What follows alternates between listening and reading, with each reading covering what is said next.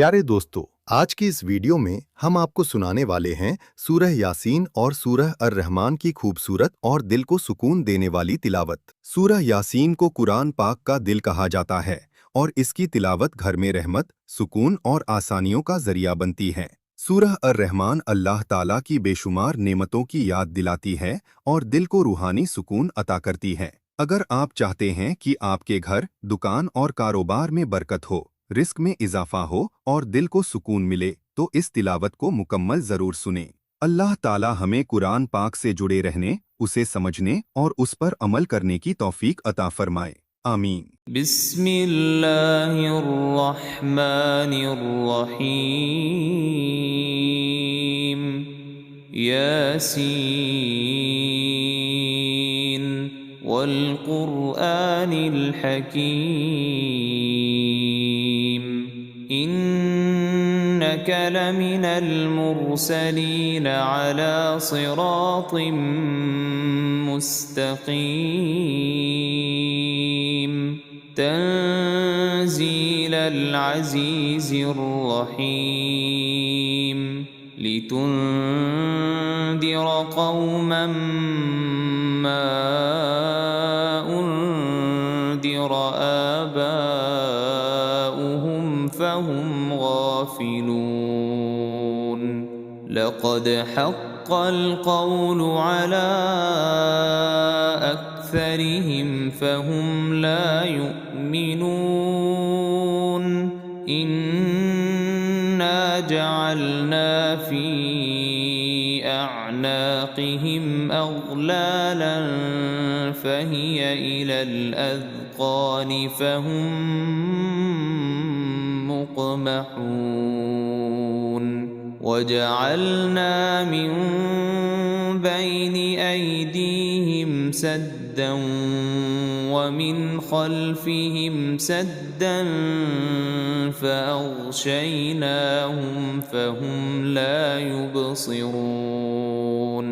वसवाउन अलैहिम अअन्ज़रतहुम अम लम तुन्ज़िरहुम ला युमिनून।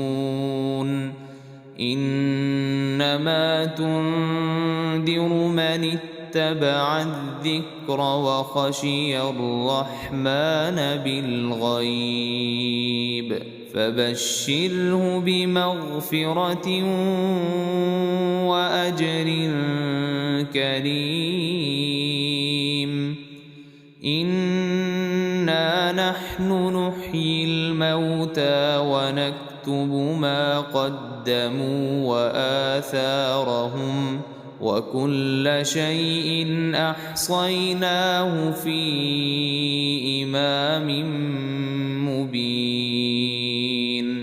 वाضرب لهم مثلا أصحاب القرية إذ جاءها المرسلون إذ أرسلنا إليهم اثنين فكذبوهما فعززنا بثالث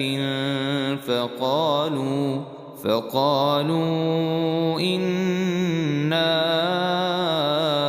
إليكم مرسلون. قالوا ما أنتم إلا بشر مثلنا وما أنزل الرحمن من شيء إن أنتم إلا تكذبون. قالوا ربنا يعلم إنا إليكم لمرسلون وما علينا إلا البلاغ المبين. قالوا إنا تطيرنا بكم لئن لم تنتهوا لنرجمنكم وليمسنكم منا عذاب أليم. قالوا طائركم معكم أئن ذكرتم بل أنتم قوم مسرفون وجاء من أقصى المدينة رجل يسعى قال يا قوم اتبعوا المرسلين اتبعوا من لا يسألكم أجرا وهم مهتدون وما لي لا أعبد الذي فطرني وإليه ترجعون أأتخذ من دونه آلهة إن يردني الرحمن بضر لا تغن عني شفاعتهم شيئا ولا ينقذون إني إذا لفي ضلال مبين إني آمنت بربكم فاسمعون قيل ادخل الجنة قال يا ليت قومي يعلمون بما غفر لي ربي وجعلني من المكرمين وما أنزلنا على قومه من بعده من جند من السماء وما كنا منزلين إن كانت إلا صيحة واحدة فإذا هم خامدون يا حسرة على العباد ما يأتيهم من رسول إلا كانوا به يستهزئون ألم يروا كم أهلكنا قبلهم من القرون أنهم إليهم لا يرجعون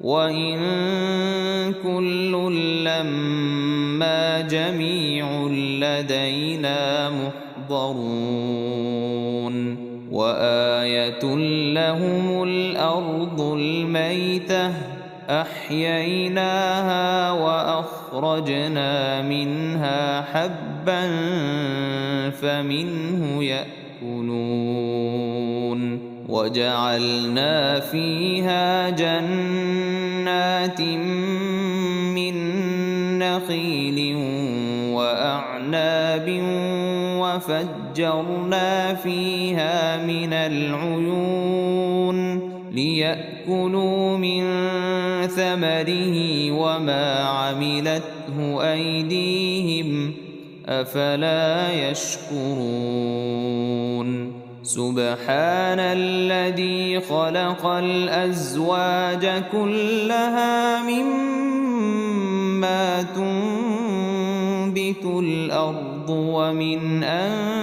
أنفسهم ومما لا يعلمون وآية لهم الليل نسلخ منه النهار فإذا هم مظلمون والشمس تجري لمستقر لها ذلك تقدير العزيز العليم والقمر قدرناه منازل حتى عاد كالعرجون القديم لا الشمس ينبغي لها أن تدرك القمر ولا الليل سابق النهار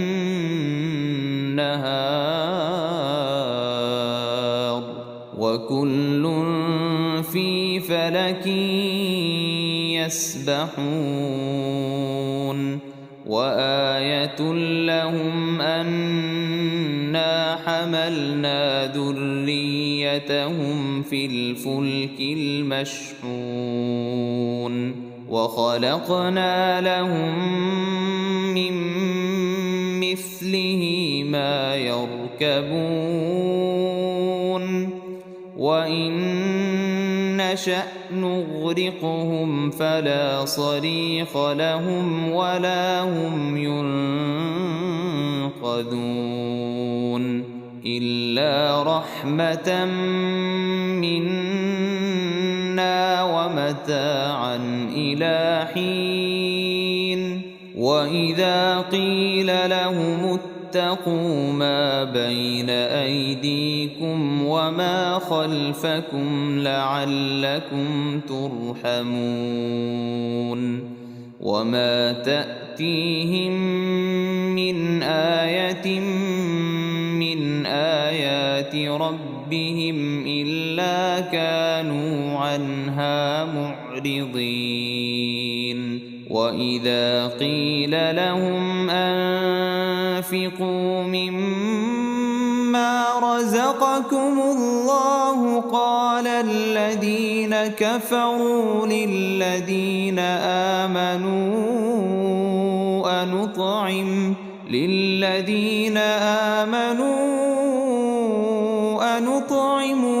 لو يشاء الله أطعمه إن أنتم إلا في ضلال مبين ويقولون متى هذا الوعد إن كنتم صادقين ما ينظرون إلا صيحة واحدة تأخذهم وهم يخصمون فلا يستطيعون توصية ولا إلى أهلهم يرجعون ونفخ في الصور فإذا هم من الأجداث إلى ربهم ينسلون قالوا يا ويلنا من بعثنا من مرقدنا هذا ما وعد الرحمن وصدق المرسلون إن كانت إلا صيحة واحدة فإذا هم جميع لدينا محضرون فاليوم لا تظلم نفس شيئا ولا تجزون إلا ما كنتم تعملون إن أصحاب الجنة اليوم في شغل فاكهون هم وأزواجهم في ظلال على الأرائك متكئون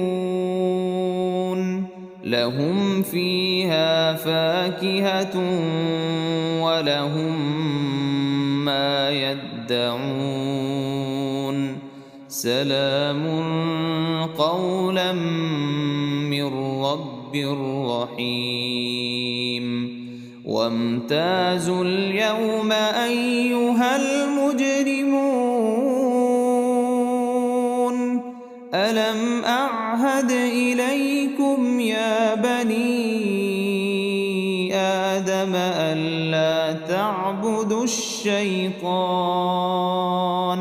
إنه لكم عدو مبين وأن فاعبدوني هذا صراط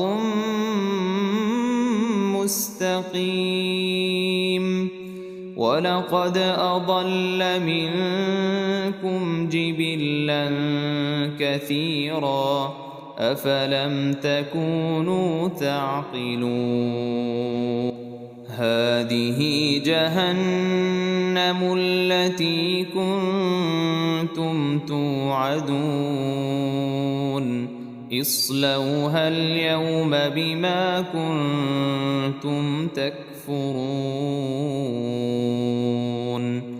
اليوم نختم على أفواههم وتكلمنا أيديهم وتشهد أرجلهم بما كانوا يكسبون ولو نشاء لطمسنا على أعينهم فاستبقوا الصراط فأنى يبصرون ولو نشاء لمسخناهم على مكانتهم فما استطاعوا مضيا ولا يرجعون ومن نعمره ننكسه في الخلق أفلا يعقلون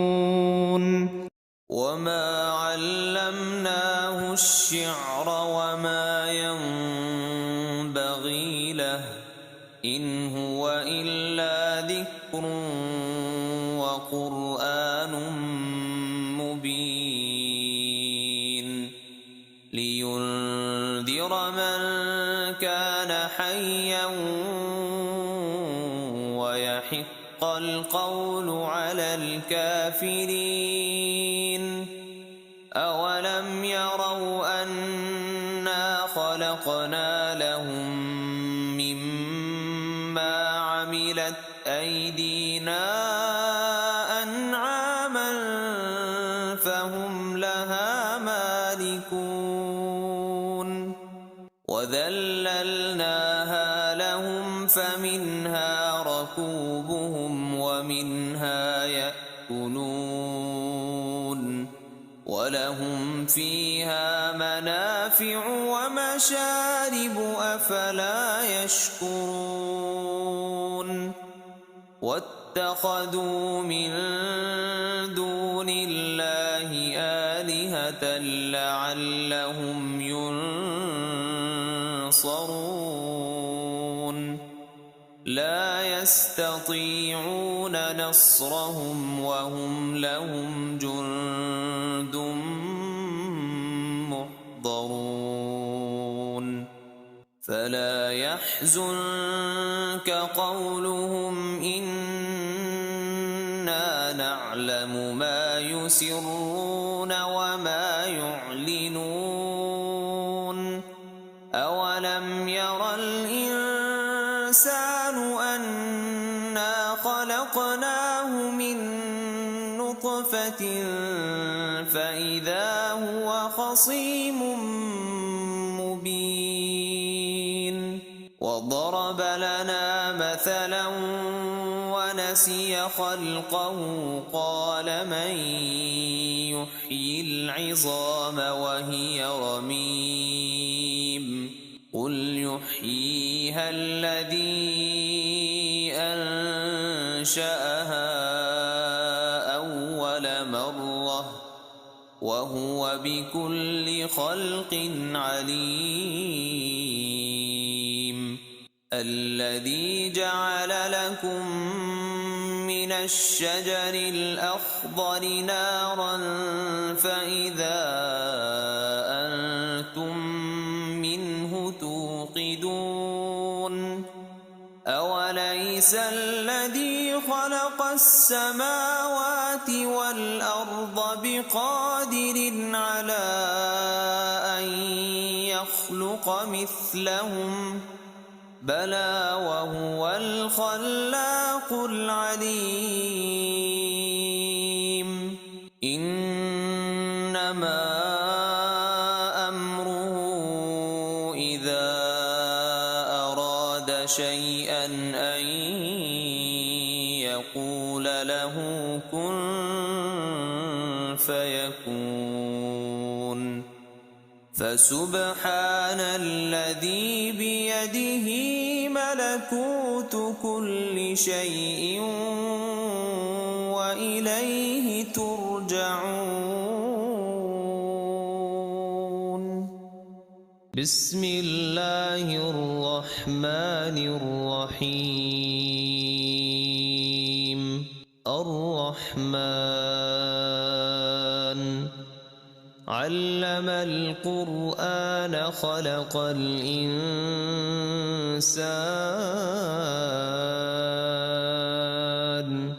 علمه البيان.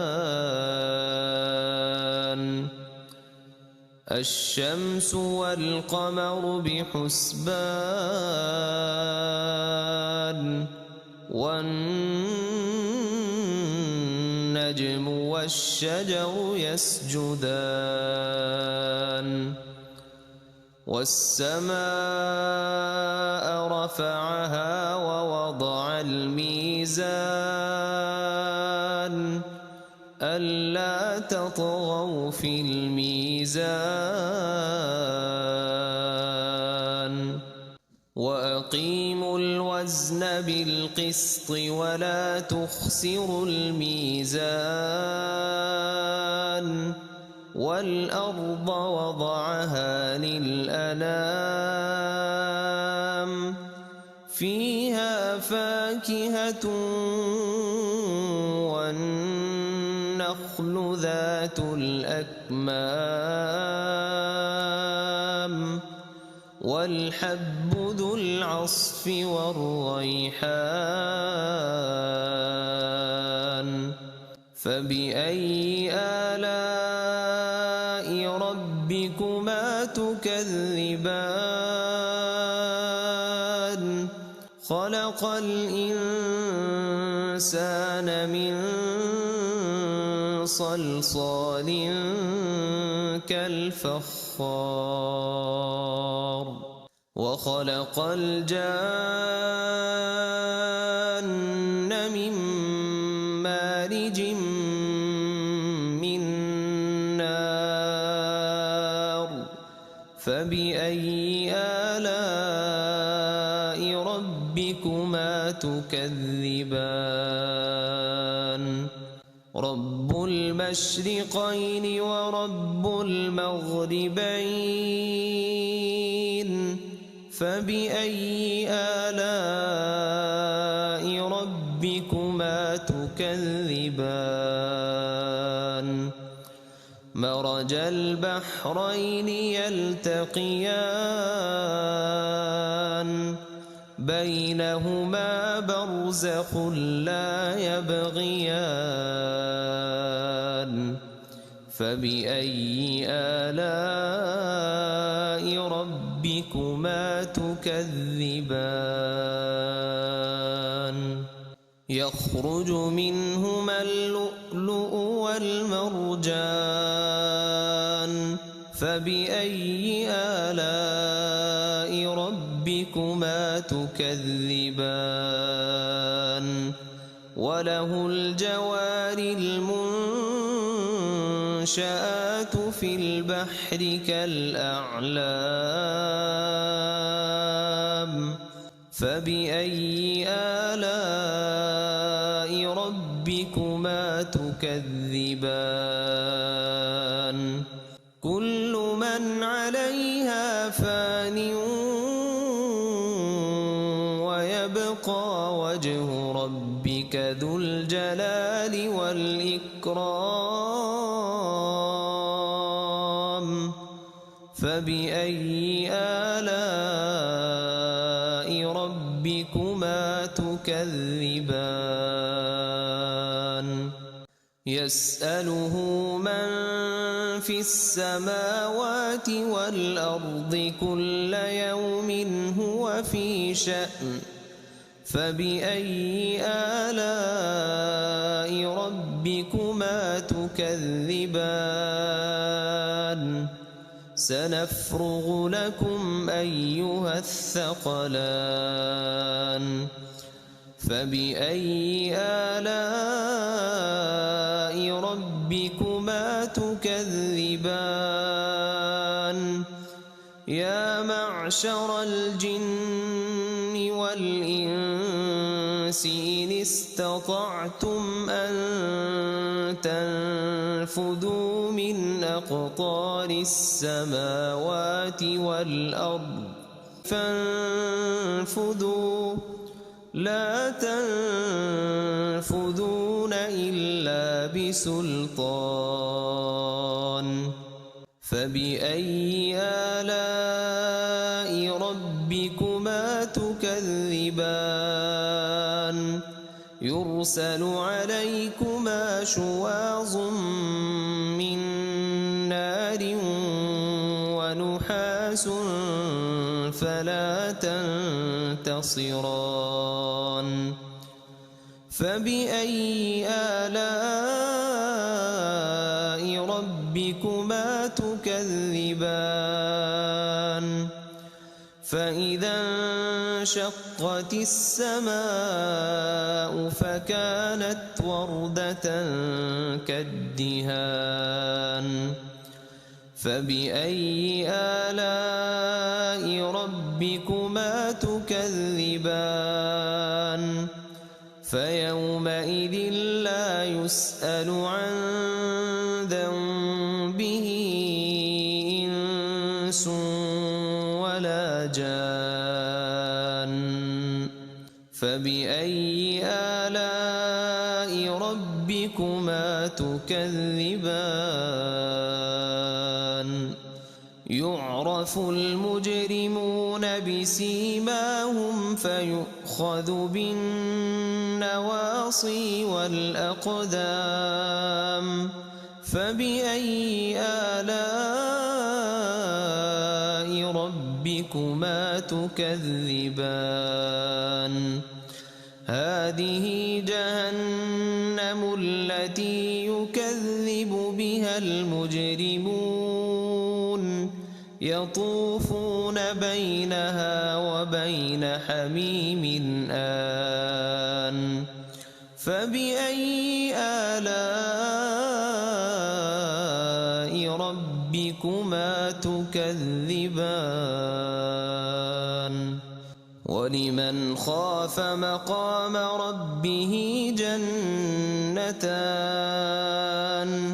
فبأي آلاء ربكما تكذبان ذواتا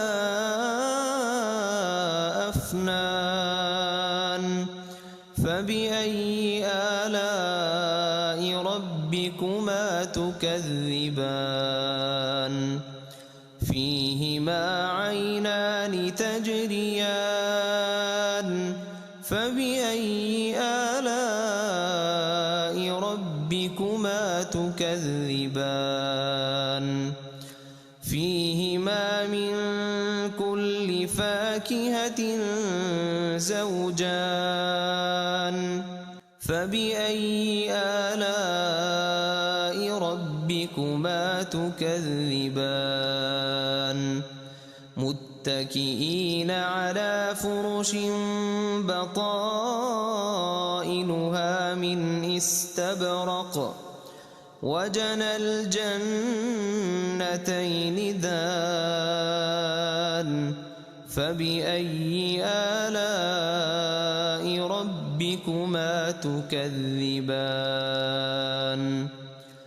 فيهن قاصرات الطرف لم يطمثهن إنس قبلهم ولا جان فبأي آلاء ربكما تكذبان كأنهن الياقوت والمرجان فبأي آلاء ربكما تكذبان هل جزاء الإحسان إلا الإحسان فبأي آلاء ربكما تكذبان ومن دونهما جنتان فبأي آلاء ربكما تكذبان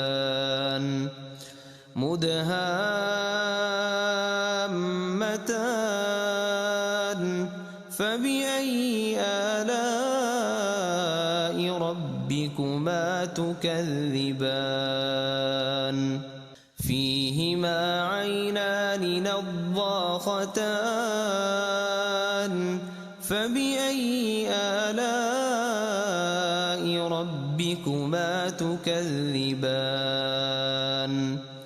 فيهما فاكهة ونخل